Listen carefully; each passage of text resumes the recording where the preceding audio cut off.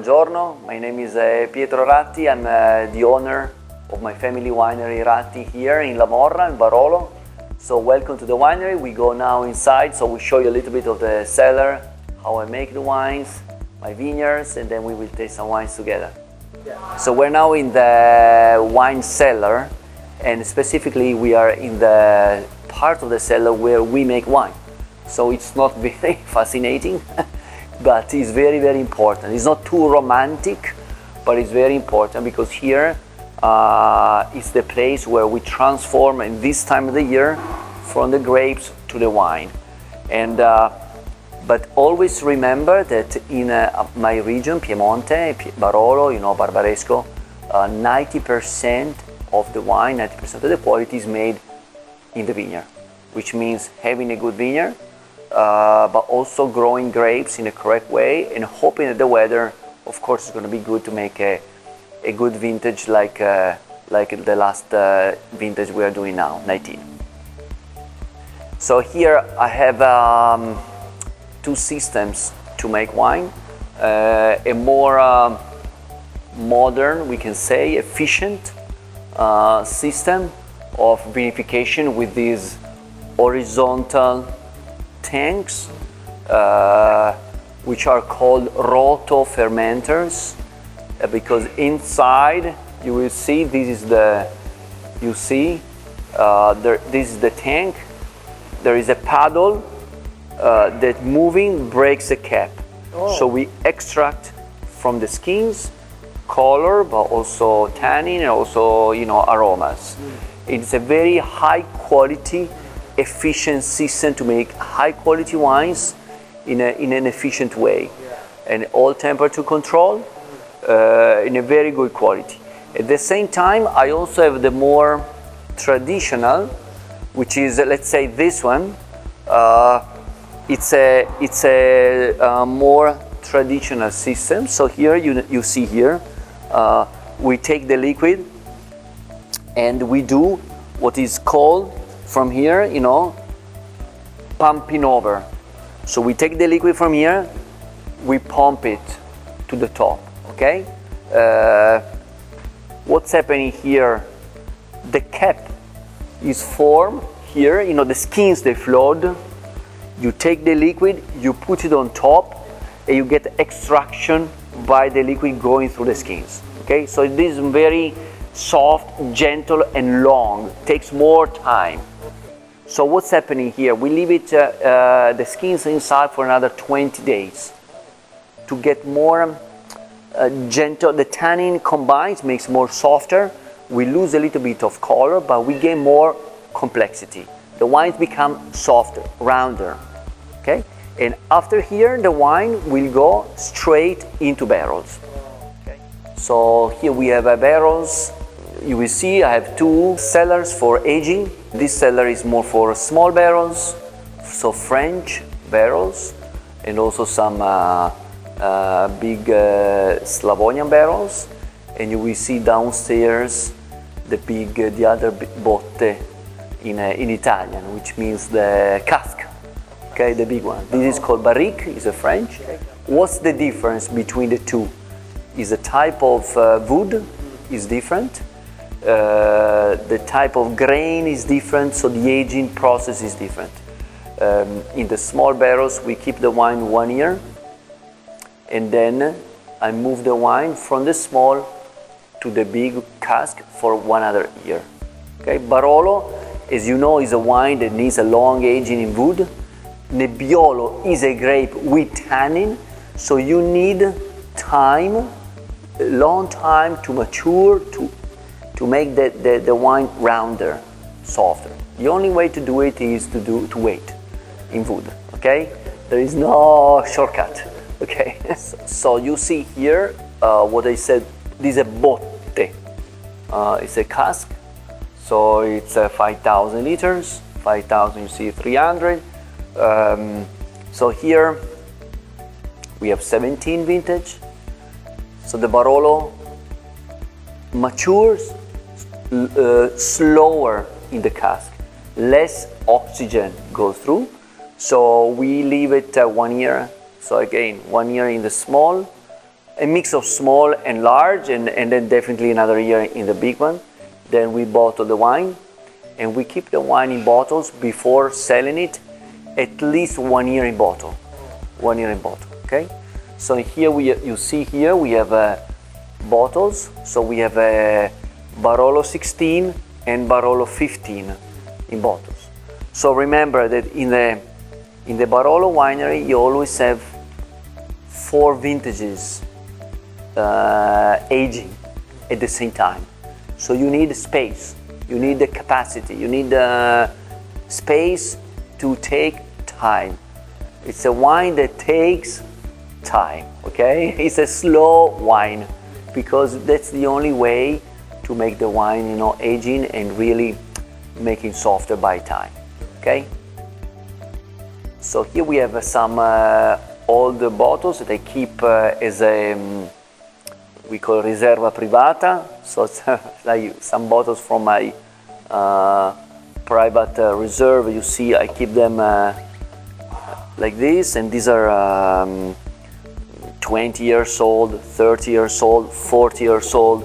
These are because Barolo is a wine that it takes time to make it, but when we bottle it, you remember it's a wine that you can also enjoy for a long time. So it's one of those few wines in the world that have a possibility of a long aging. Okay, that's why I keep here, always, you know, in the dark, horizontal. And here is we are 15 meters underground. So I put here, 15 meters. And you see this very interesting because here you see the soil. The soil that we have in La Morra. The subsoil. It's a clay limestone, you see. It's friable. Okay, it's not rock. Yeah, it's not rock. Look.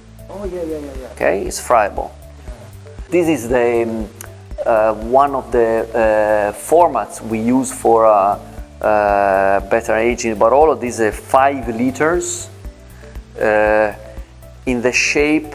This is the type of bottle is called Albeisa. Albeisa. You see here, you will see on the bottles, Albeisa. This is a little bit hard to see here, but it's the name of this type of bottle that was invented by my father, Renato Ratti, 1973. From here we are at the top of the cellar. You see in my back, this is the grass we grow on top of the roof to maintain the temperature, natural condensation. We try to be very green in this way, both for the system of keeping the temperature and also to look also for the environment as well. You see today is foggy, hazy, foggy. Fog is nebbia in Italian. That's why nebbia, nebbiolo. Okay? Because nebbiolo is peaked when we start to have this little bit of foggy time. So nebbiolo, the name comes from nebbia again, from the fog, but also from the color of the skin, which is very gray, very foggy. Because we have a lot of, the nebbiolo skin is very thick and with a lot of wax. So that creates this very waterproof, very strong berry to able to ripe very late. So that's why it's the last one to be picked. And we've ended last week, but there are still some producers who are still picking the grapes in these days because it's very late ripening grape. A very important concept about Ratti is the concept of single vineyards. So my father, Renato Ratti, back in the 60s, when he first started in 1965, he's been a pioneer in introducing the concept of single vineyards in Barolo. So before him, the tradition was more blending, while he was a very strong believer into the single vineyard. So even this Nebbiolo, which is the first one we taste, is a Langhe Nebbiolo. Comes from a region in an area which is called Occhetti. Occhetti is the name of a place, and it's gonna be very interesting to taste side by side this Nebbiolo with the Barolo. Now we move to the Barolo.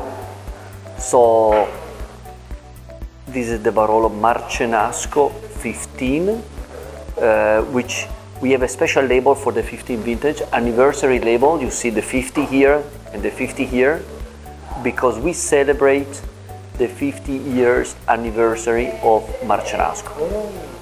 So my father made the Marcenasco 1965 as a first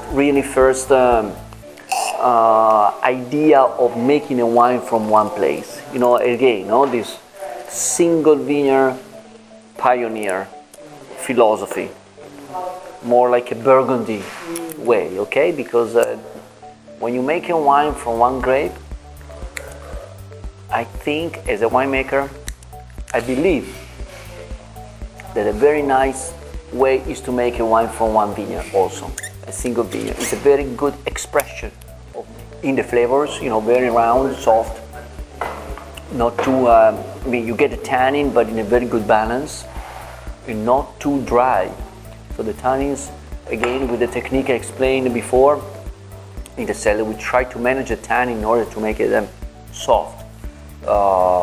Evident, strong, because it's a Barolo. We're not talking about, a light wine, but accessible, even if it's young, even if it's a 15. But this wine can age another 30 years, 40 years, so it's not a problem. But because again, it's a soil from here, the climate we have here, and the vinification we try to make, to make it, elegant. So at the end, you get a wine very, very nice to enjoy now. The next tasting will be to taste together two single vineyards, Conca and Rocche della Nunziata. By here tasting again side by side, you get the very big differences. Conca, more power, more dark fruit, black licorice, and then you have Rocche della Nunziata, more elegant, more refined, longer in the mouth. Maybe when it's young, it's a little bit tight, but then by time really develops in a very, very beauty way. I think that what's very interesting about Barolo, Nebbiolo, Barolo, Barbaresco, these wines that they can age in long time, by tasting, you understand their wines are quite predictable. Okay, they're not difficult.